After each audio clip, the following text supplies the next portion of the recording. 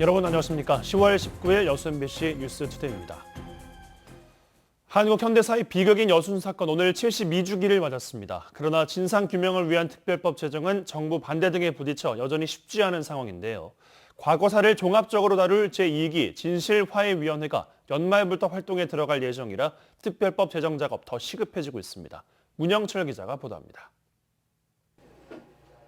지난달 국회 사무처가 작성한 여순 사건 특별법안에 대한 검토 보고서입니다.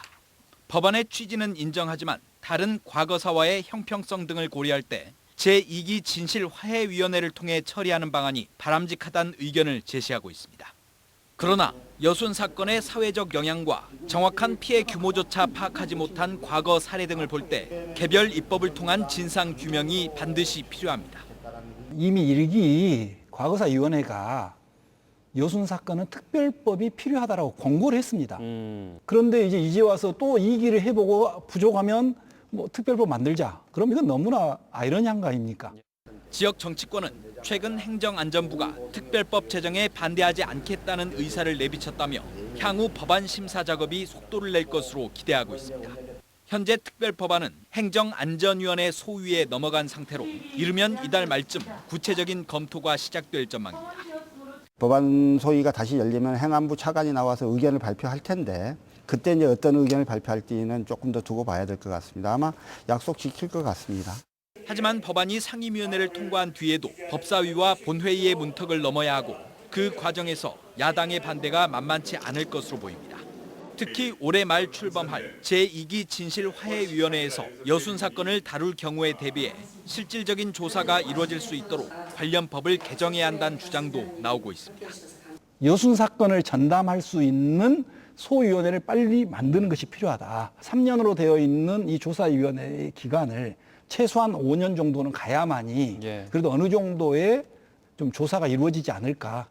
정치권과 전문가들은 이와 함께 여순 사건이 여전히 특정 지역의 문제로 인식되고 있다며 특별법 제정을 앞당기기 위해선 여순 사건의 역사적, 사회적 의미에 대해 공감대를 넓혀가는 노력이 필요하다고 강조하고 있습니다. MBC 뉴스 문형철입니다.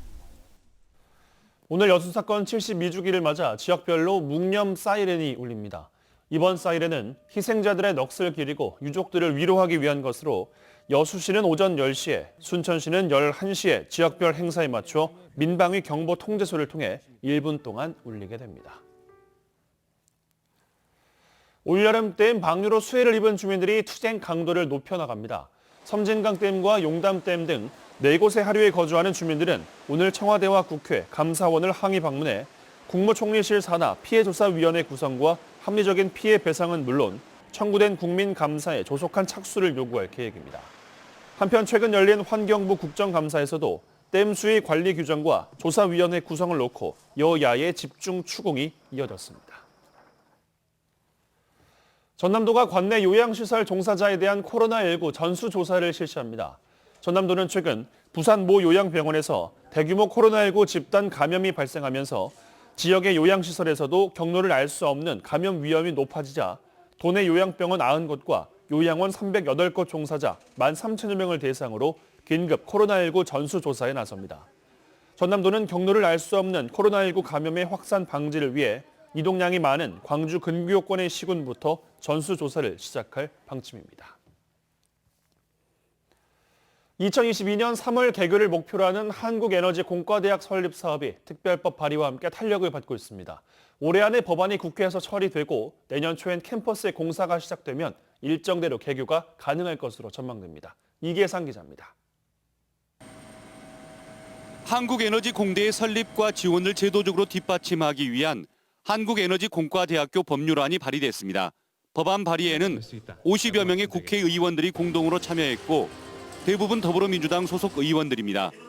법안의 주요 내용은 학교의 발전과 안정적인 운영을 위해서 정부와 지자체, 공공기관이 재정 지원을 할 수 있도록 명시했고 대학의 자율성과 창의성을 보장하기 위한 법적인 근거 역시 규정에 담았습니다. 한국에너지공대는 특별법에 따라 운영되는 광주과기원처럼 특수법인 형태로 운영될 것으로 전망됩니다. 교수진이랄까 학생들에 대한 어떤 그 선발 기준, 그리고 또 처우에 대한 그 기준들도 특별히 해야 되고, 또 학사 운영이랄까 교과 편성에 대한 것도 창의성이 발휘될 수 있는 그런 제도와 근거가 뒷받침돼야 될 필요성이 있습니다. 2022년 3월에 에너지 공대 개교가 가능하도록 법안에는 특례 조항도 마련됐습니다. 법안 부칙 3조에는 고등교육법 제4조에도 불구하고 대통령령으로 정하는 바에 따라 시설과 설비, 교원 등의 기준을 갖춰 대학을 설립할 수 있다는 조항이 포함됐습니다. 이에 따라 특별법 제정이 가시화된 이후 시행령을 통해서 캠퍼스 교육시설 신축과 임대 교사 활용 등 대학 설립 인가 조건을 맞출 수 있도록 했습니다. 에너지 공대 법안은 올해 안에 국회 본회의 통과를 목표로 추진되고 있습니다. 관련 상임위와 법사위 등을 거치다 보면 법안 처리 일정이 빠듯할 수밖에 없지만 그나마 국민의힘 등 야당이 강하게 반대할 움직임은 보이지 않고 있어서 특별한 문제가 불거지지 않는 한 법안 통과가 순조로울 것으로 예상됩니다.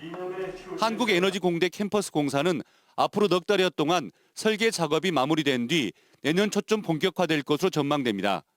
명실공히 세계 최고의 에너지 특화 대학으로 발돋움하기 위한 교수진과 교원 확보 절차 역시 온 오프라인을 통해서 순조롭게 진행되고 있습니다. MBC 뉴스 이계상입니다.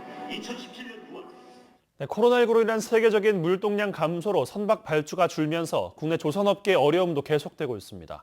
그런데 중형 조선사인 대한조선이 유럽을 중심으로 2년치 일감을 확보하는 등 위기 속에서 기회를 찾고 있습니다. 박영훈 기자입니다.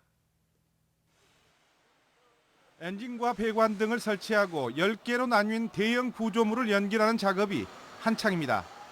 아프라막스급으로 불리는 11만 5천 톤급 유조선을 건조하는 막바지 공정입니다. 다음 주 화요일쯤에 이제 탑재 계획인데요. 의장 공정하고 탑재 공정을 동시에 진행을 하고 있습니다. 의장 공정은 지금 한 80% 정도 진행 중이고요. 탑재 공정은 거의 90% 정도 지금 진행 중에 있습니다. 주력 선종인 원유 운반선의 건조 기술이 축적되고 생산 기간도 단축되면서 유럽을 중심으로 수주가 이어지고 있습니다. 대한조선이 현재 확보한 물량은 모두 18척. 비대면 수주를 이어가면서 2년치 일감을 확보해 놓은 겁니다.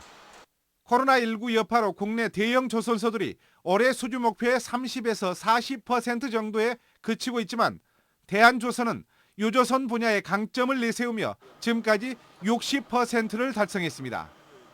한 선종만을 집중해서 건조해 가면서 그 선종에서 원가 경쟁력을 획득하고 또 기술 개발을 통해서 선도에 갈 수 있었다고 생각합니다. 대한조선은 이와 함께 해양 원유 시추 현장에 투입되는 셔틀 탱커를 수주하고 친환경 선박 기술 개발에 도전하면서 고부가 가치 선박 시장으로도 진출하고 있습니다. MBC 뉴스 박영훈입니다. 도로가와 주택의 사고 위험이 있어 보입니다.